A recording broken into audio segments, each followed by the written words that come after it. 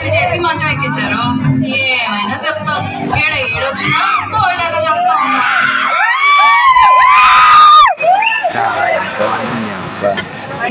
సముద్రం మీద యాత్రలు తిరగొత్తా అంటే వాళ్ళ పడవ మీదకి వచ్చిన ఒక సొరని సముద్రంలోకి దూకి సీల్సి చంపినాడంటనే మనవరా. ఎవరు?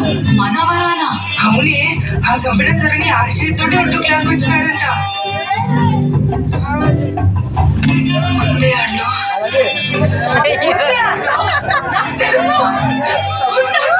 ఇంతప్పటి నుంచి చూస్తుండగా వందేళ్ళు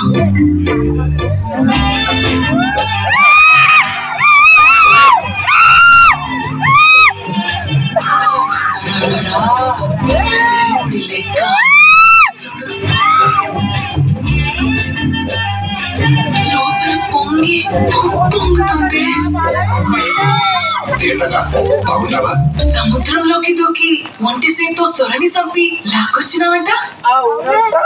నీ బలం ధైర్యం నాకు తెలుసులే. అప్పుడే ఏం చూసా, ఇంకా చూడాల్సింది చాలా ఉండాలి. వాళ్ళిద్దరు కుదిరేటట్టుంది. ఇక నీకు నేనే. నాకు కాబోయే మొగుడికి కానుకగా ఇద్దామనుకున్న పడవ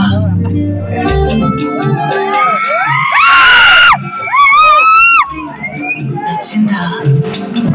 బాగుండాలి.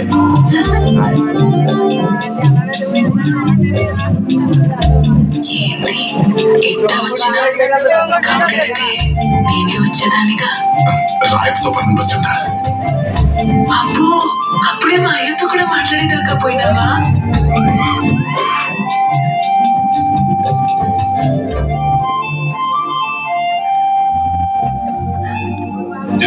సరే రాయప్ప.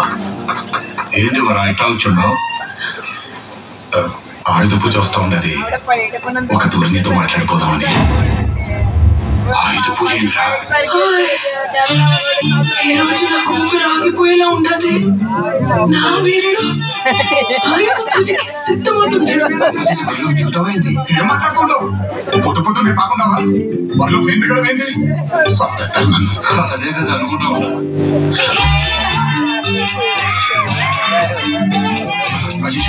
ఏమైందక్క?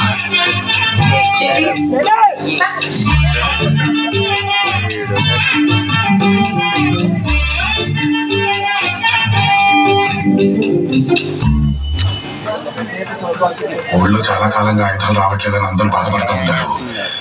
ఒక్కసారి బయట దగ్గరికి వెళ్ళి కాళ్ళ ఎల్ల పడి ఈ తూరి పోటీ లేకుండా ఆయుధాలు మాకు ఇవ్వమని అడుగుదామని.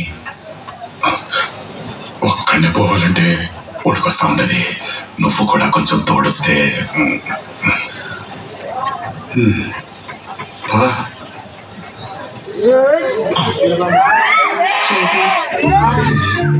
అక్కడ లాంటి తెగింది. చెప్పు తెగుద్దు.